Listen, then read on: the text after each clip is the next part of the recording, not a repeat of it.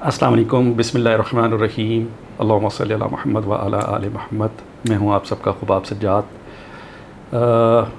آج میں نے سوچا کہ بسم اللہ الرحمن الرحیم لوگوں نے پڑھنا کافی حد تک کم کر دیے کسی حد تک، تو ایک تو میں اس کا آپ کو عمل بتاؤں گا کہ جس سے ایک بہت بڑے بزرگ کا یہ عمل ہے، اور میں نے اس کو بالکل جسے کہتے ہیں نا با کمال پایا، جس مقصد کے لیے پڑھا اور اللہ نے اگر چاہا تو وہ کام ہو جاتا ہے انشاءاللہ تعالی۔ پہلی بات تو یہ کہ حضرت ابو ہریرہ سے روایت ہے کہ آپ نے فرمایا جو کام بغیر بسم اللہ کے کیا جائے وہ ناکام ہوگا۔ پہلی مثلاً کہ آپ لوگوں کو ہر چیز گھر سے پہلا قدم نکالنے ہیں تو بسم اللہ الرحمن الرحیم پڑھنا چاہیے ہے، نوالا کھا رہے ہیں تو بسم اللہ الرحمن الرحیم پڑھنا چاہیے، کسی سے پیسے پکڑ رہے ہیں تو بسم اللہ الرحمن الرحیم پڑھنا چاہیے، اور اس کو اپنی زندگی کا حصہ بنا لیں۔ جیسے میں بار بار کہہ رہا ہوں ویڈیوز میں کہ حالات اور ان کی وجہ سے جو تلخیاں آ رہی ہیں، جو پریشانیاں آ رہی ہیں، وہ اللہ کے ناموں سے، اللہ کے ذکر کے اور اس کی برکت سے انشاءاللہ تعالی ختم ہو جائیں گی انشاءاللہ، اور اللہ ہمیں سروائیو کرنے کی توفیق دے گا۔ دیکھیں سورۃ فاتحہ ہے، جیسے اس سے سب سے پہلے بسم اللہ الرحمن الرحیم ہے، اور اللہ تعالیٰ نے ہر ناموں کے اپنے جو نام ہیں ان کے لیے الگ سے فرشتے بنائے ہیں، اور فرشتوں کے الگ الگ گریڈ ہیں اور ان کی ایک الگ الگ کام ہیں۔ جب آدمی بسم اللہ الرحمن الرحیم پڑھتا ہے کسی بھی کام کے اوپر، کسی بھی چیز کے اوپر، تو وہ فرشتے اس کی مدد کو آتے ہیں، اس کے لیے خیر و برکت نازل کرتے ہیں۔ یہ اللہ نے ان کی ڈیوٹی لگائی بھی ہے۔ تو اپنا کوئی بھی کام، ایسا کام جو بھی آپ شروع کر رہے ہیں، گاڑی سٹارٹ کی ہے تو بسم اللہ الرحمن الرحیم پڑھیں گے، کچھ بھی کر رہے ہیں تو بسم اللہ الرحمن الرحیم آپ نے پڑھنا ہے۔ اور میں نے ایک جگہ پڑھا تھا بہرحال کہ جب آپ کسی کو پیسے دے رہے ہوں، قرض دے رہے ہیں، تو اس پہ پڑھنا چاہیے انا للہ و انا الیہ راجعون۔ پیسے دیتے وقت آپ نے بسم اللہ الرحمن الرحیم نہیں پڑھنی۔ مثلا کہ آپ کسی کو قرض کے لیے دے رہے ہیں، کوئی خرچہ کر رہے ہیں، تو اس میں آپ نے بسم اللہ الرحمن نہیں پڑھنی، اس میں پڑھنا ہے انا للہ و انا الیہ راجعون۔ جب کوئی چیز لیں گے، جیسے بھی آپ لیں گے، اس کو بسم اللہ الرحمن الرحیم پڑھنا ہے۔ گھر کے اندر ایک طریقہ ہے خیر و برکت کے لیے، اللہ کے رسول صلی اللہ علیہ وسلم فرمایا کہ جب آپ گھر میں داخل ہوں تو پہلے ایک دفعہ بسم اللہ الرحمن الرحیم پڑھیں، اس کے بعد اللہ کے رسول کو سلام بھیجیں، السلام علیکم یا رسول اللہ صلی اللہ علیہ وسلم، اور اس کے بعد 3 مرتبہ یا 1 مرتبہ سورۃ اخلاص میں سے قل هو اللہ احد وہ پڑھیں اور سیدھا قدم رکھیں۔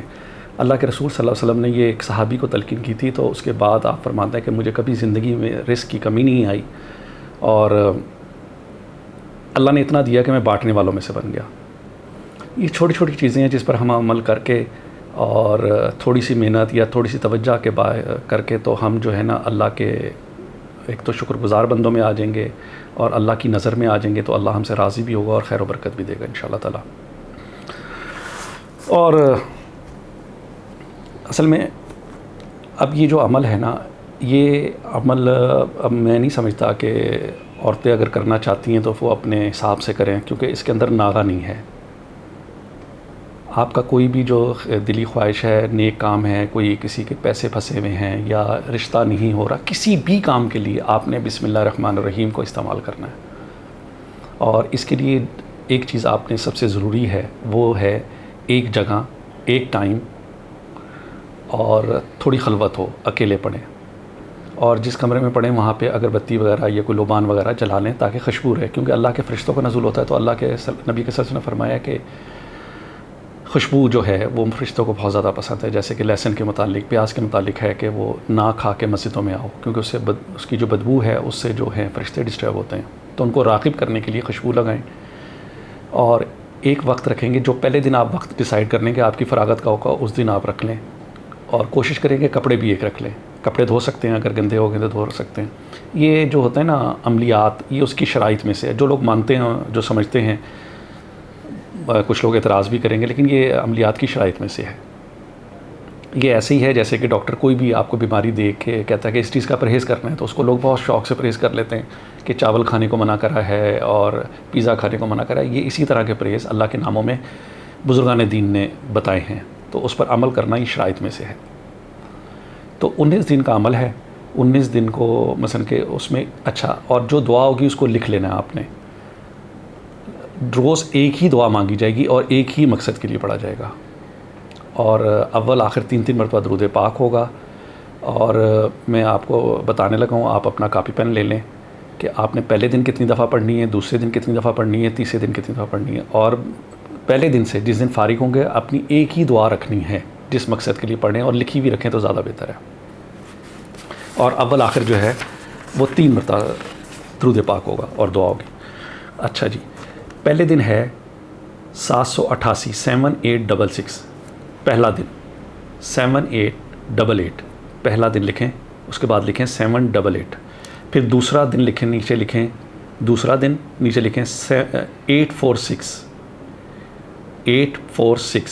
846 مرتبہ. پھر تیسرا دن ہے 826 826 مرتبہ، تیسرا دن ہو گیا یہ. چوتھا دن ہے 787 787، یہ ہے 4تھ ڈے، چوتھا دن. پھر آتا ہے 5واں دن، اس کو ہم پڑھیں گے 816 مرتبہ 816. پھر آتا ہے چھٹا دن، پھر چھٹے دن بھی ہم 816 ہی پڑھیں گے. 5ویں دن اور چھٹے دن ایک ہی تعداد رکھیے گا. پھر آتا ہے 7 ڈیز، 7واں دن جسے کہیں گے 791 791. 7ویں دن 791 791 مرتبہ بسم اللہ الرحمن الرحیم پڑھیں گے. پھر آتا ہے جی 8واں دن 787 787، 8ویں دن 787 787 8واں دن. 9واں دن 816 816، یہ ہے 9واں دن. اب ہم جا رہے ہیں 10ویں دن کی طرف، یہ ہے 986 986 مرتبہ، یہ 10واں دن تھا. اب ہے 11واں دن 794، 11واں دن ہے 794 794 مرتبہ. اب آ گیا 12واں دن. 12ویں دن کو ہم پڑھیں گے 826 826 مرتبہ بسم اللہ الرحمن الرحیم. پھر آ گیا 13واں دن. 13ویں دن ہم پڑھیں گے 836 836 مرتبہ. پھر آ گیا 14واں دن، ہم 14ویں دن پڑھیں گے 787 787. پھر آ گیا 15واں دن 716 816 مرتبہ، یہ 15واں دن ہے، 15 ڈیز جو ہوتے ہیں. پھر ہو گیا 16واں دن 986 986 مرتبہ. پھر آ گیا 17واں دن 794 794 مرتبہ بسم اللہ الرحمن. پھر آ گیا 18واں دن 796 796 مرتبہ 796، یہ 18واں دن ہے. اب آ گیا آخری دن 19واں دن 826 26واں دن ہے، یہ 19واں دن ہے، یہ 826 19واں دن.